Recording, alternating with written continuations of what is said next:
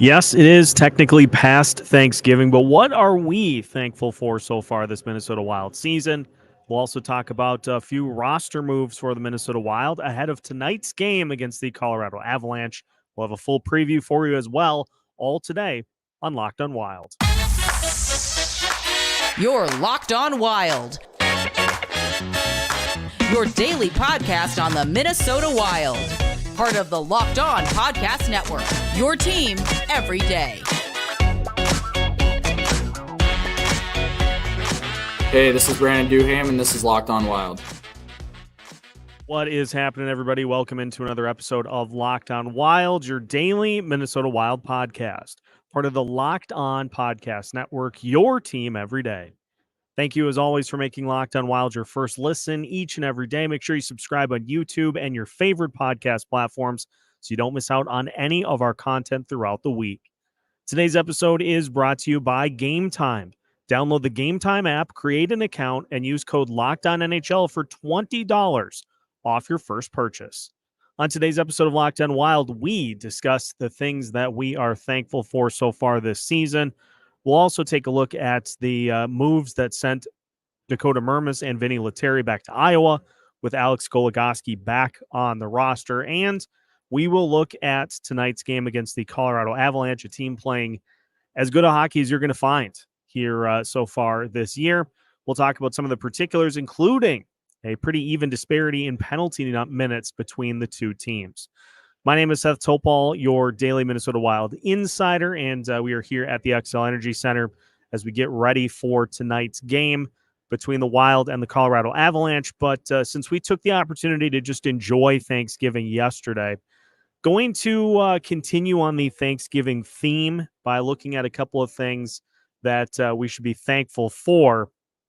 Look, it hasn't been a good start so far for the Minnesota Wild, to say the least, but I think we can all agree that so far this season, two of the biggest bright spots for the Wild have been the play of Brock Faber and Marco Rossi. And the fact that both of those guys have showed that they are capable of playing at the NHL level and being solid contributors to what this team is looking to do on a nightly basis is super encouraging. For Faber, we got a taste of it last year before he ended up spending most of the year in Iowa. We obviously had a bigger taste with Rossi last year. It didn't go as well as had been hoped, but then he goes down to Iowa, gets himself on track, and so far this season's got 6 goals through the 17 games and has just looked like a guy who is deserving of playing, in this case, playing on the top line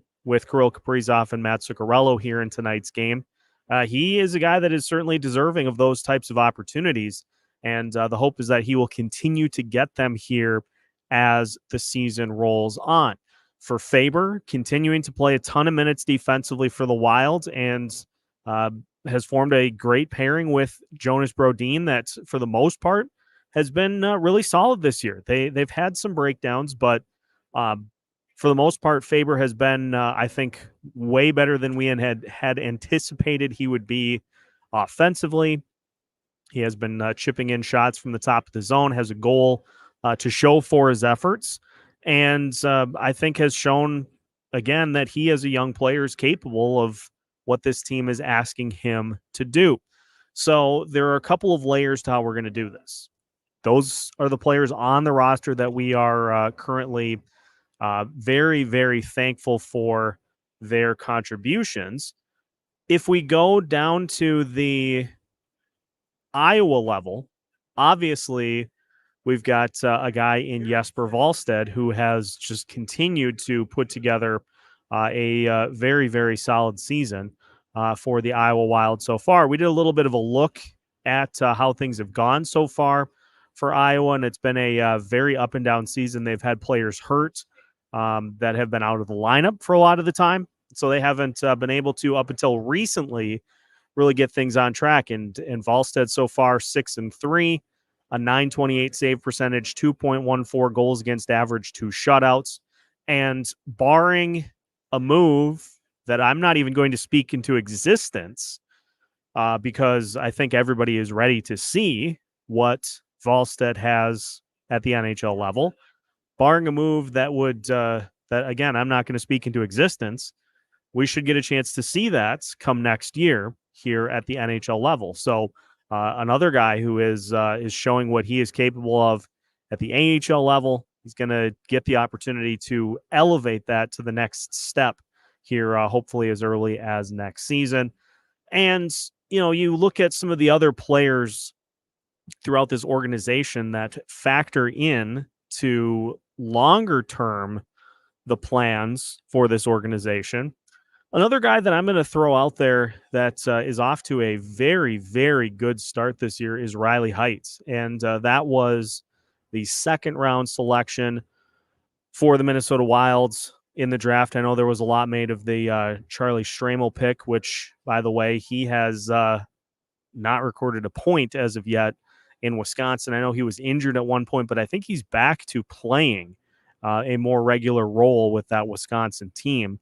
And so hopefully he can get back on track. But Heidt was the second round pick and a player that is drawing all sorts of pretty solid comps for the Wild prospect that was taken 64th overall, but looks as though his measurables all doing very well so far this season. And so I'll throw him into that mix, as well as those prospects that we have talked about extensively over in Europe that are continuing to do their thing.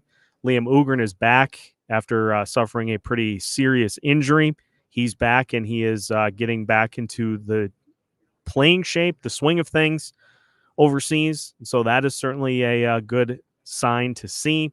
You've, of course, got Danila Yurov, who continues to have a very strong season himself, and Murat Hustendinov. That's kind of that next wave that is being talked about. They continue to play well overseas as well. So, while the results on ice have not been great, there have still been some positives that can be taken from what this team has done so far. Now, we're going to talk about the roster moves that were made ahead of tonight's game, as well as also talking about tonight's game against the Colorado Avalanche. So that is all on the way as we continue today's episode of Locked on Wilds after this.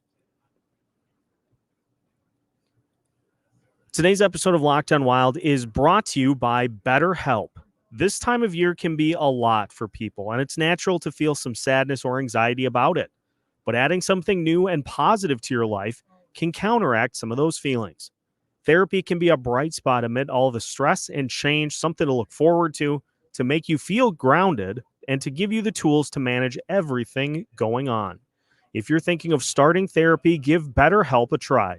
It's entirely online, designed to be convenient, flexible, and suited for your schedule. Just fill out a brief questionnaire to get matched with a licensed therapist and switch therapists anytime for no additional charge. Find your bright spots this season with BetterHelp. Visit BetterHelp.com/LockedOnNHL today to get 10% off your first month. That's BetterHelp, HELP.com/LockedOnNHL. Welcome back to a special pregame preview edition of Locked on Wild. Once again, we are your team every day, and we thank you for making Locked on Wild your first listen each and every day.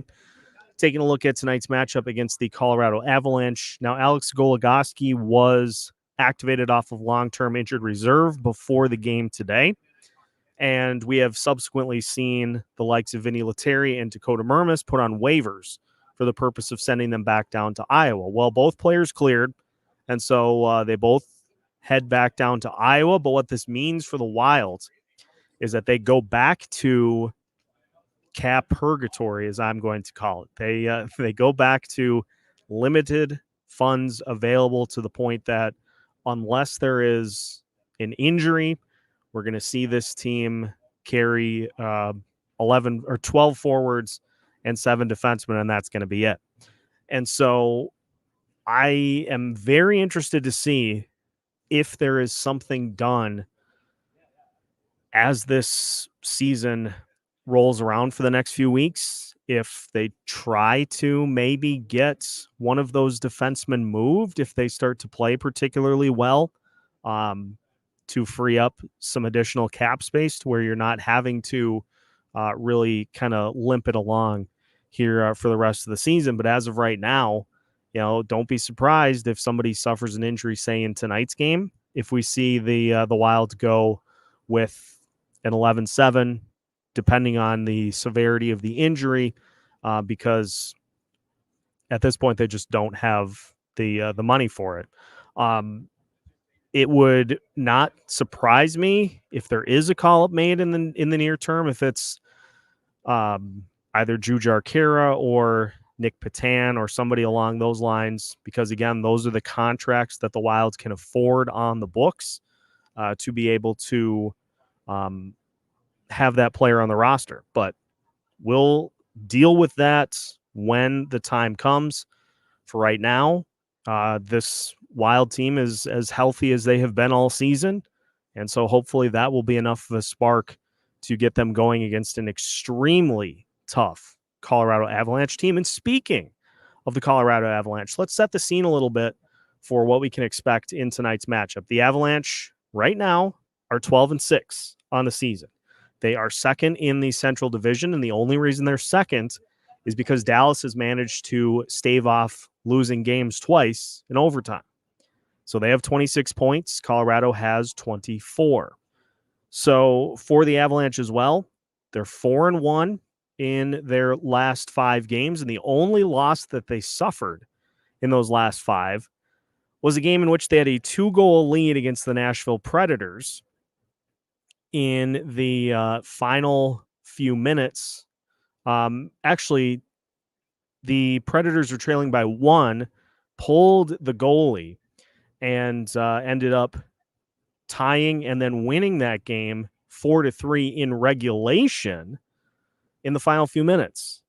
That's the only loss that the Avs have in their last 5 games. And you look at some of the scores, they've beaten the Kraken 5-1, the Ducks 8-2, the Stars 6-3. Then they lost to the Predators 4-3, and they beat the Vancouver Canucks 5-2. So they have beat some really good teams so far this season. But you look at some of the other games in which they have lost so far this year, that winning streak started before losing to the St. Louis Blues 8-2, a game in which the notably bad St. Louis power play scored a couple of power play goals.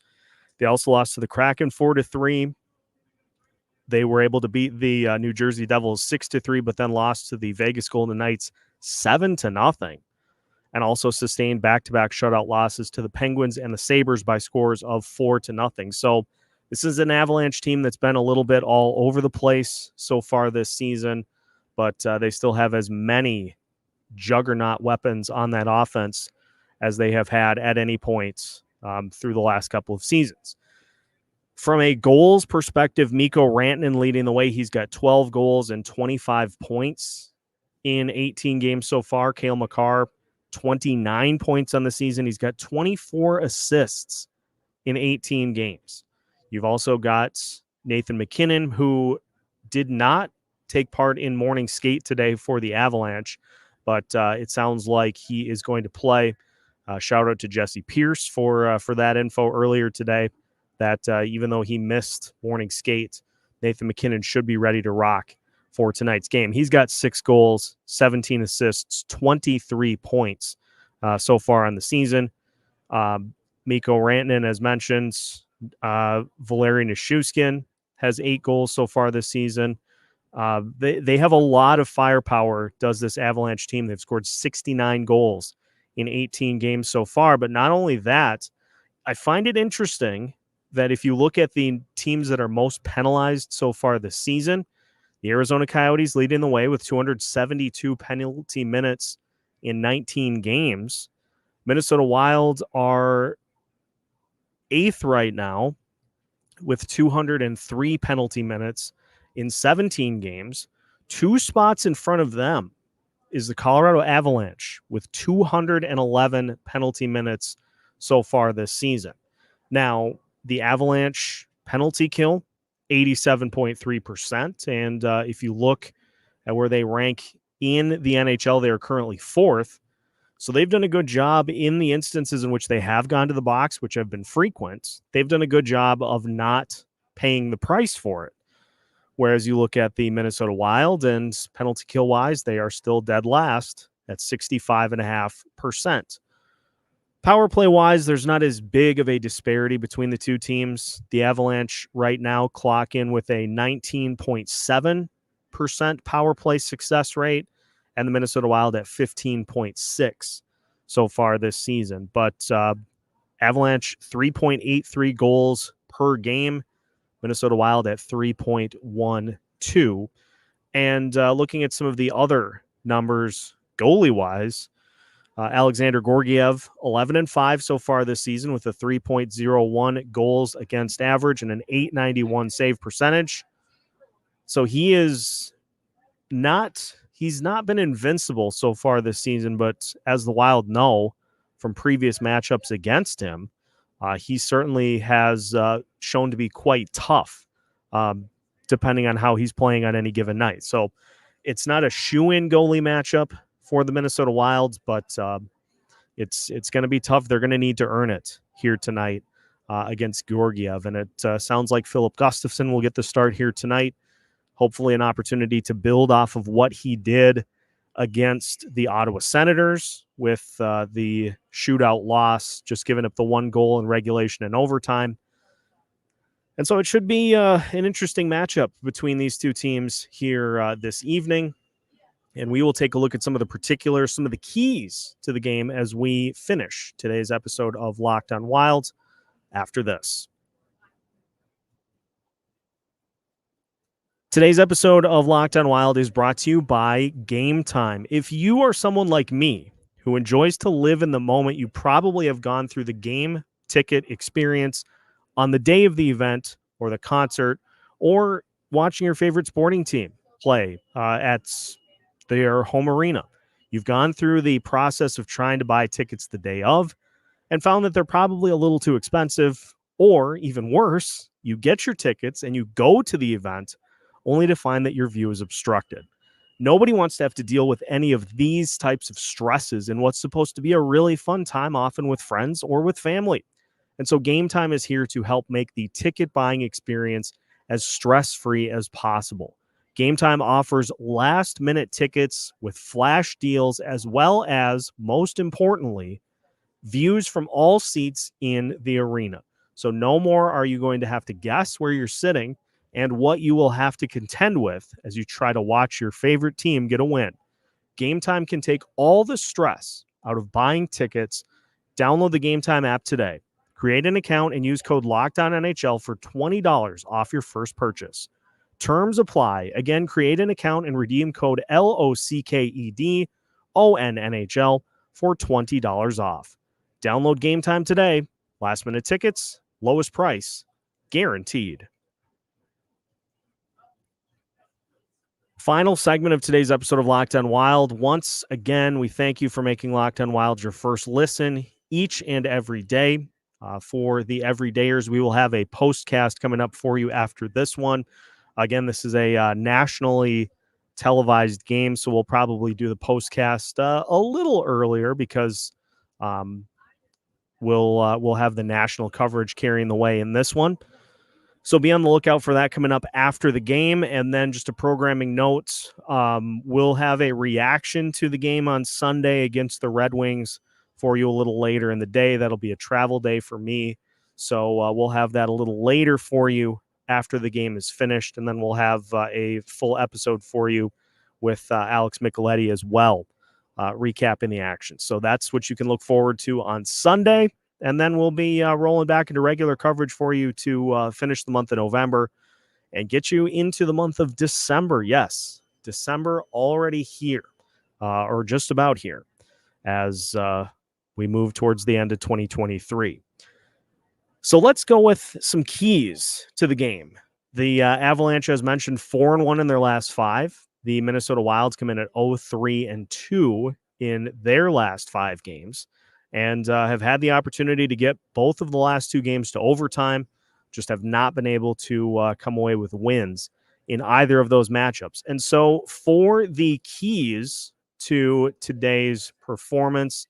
I will go through them, but also I think it's kind of fun when we get the opportunity to just kind of show you some of the things that we're hoping for in this matchup today. And so without further ado, I present you with the keys to the game for today's matchup against the Colorado Avalanche, and I'll talk about them for the audio crowd. I'll talk about them as they are presented. So first key, number one, and I think this is one that a lot of different people are really going to be hoping for in this game, because the last few games of the season have not been. How about a fun game for once? This Minnesota Wild team has obviously been pressing as the losses have mounted, and the season has continued to push along with some big losses, some overtime losses, and some games that just have kind of gotten away from them. So how about a fun game for once? Just a fun game. Watch the team do some things well. The Avalanche are always obviously a great team. So whether it be, a tight goalie matchup between two pretty good goalies, or I would even take a high scoring back and forth at this point. Let's just have some fun in tonight's matchup to at least get it to where things feel like they're not on the brink of collapse. The Colorado Avalanche get penalized a lot. As we mentioned, they are currently in the top 10 and ahead of the Minnesota Wild in penalty minutes so far this season. So can the Minnesota Wild take advantage of those opportunities? Their power play has been very inconsistent and has not had one of those kind of takeover performances here so far this season. And so if the power play can get on track with a couple of power play goals, that can help the offense and can help take some pressure off of those other parts of the game that have not been up to par so far. And we know about the Minnesota Wild that they're going to take some penalties too. And so the Avalanche power play is going to get opportunities, need to try to win the special teams battle here in this one tonight. And we heard about it in the broadcasts. The team feeling like they played much better in the two matchups in Sweden, the Ottawa game and then the Toronto game. They felt like they found their game. Well, show that then. Build off of those games, build off of the end of the Toronto game. And, if you're going to get this season back on track, it's going to have to happen sooner than later. So those are the keys to the game here for this one tonight. And for the Minnesota Wild, again, an opportunity for them to just try to get, it's not going to all happen overnight, but you have to start stacking these performances together. Lou Nanne talking with Dan Barrero last week, he said exactly the same thing. He said it's going to be where they have to put 5 or 6 really good games together to get back on track, get that belief instilled in what they're doing, and that it is something that can work consistently. But until that happens, it's going to be 1 step forward, 2 steps back, and those are the kinds of things that you can't have at this point in the season.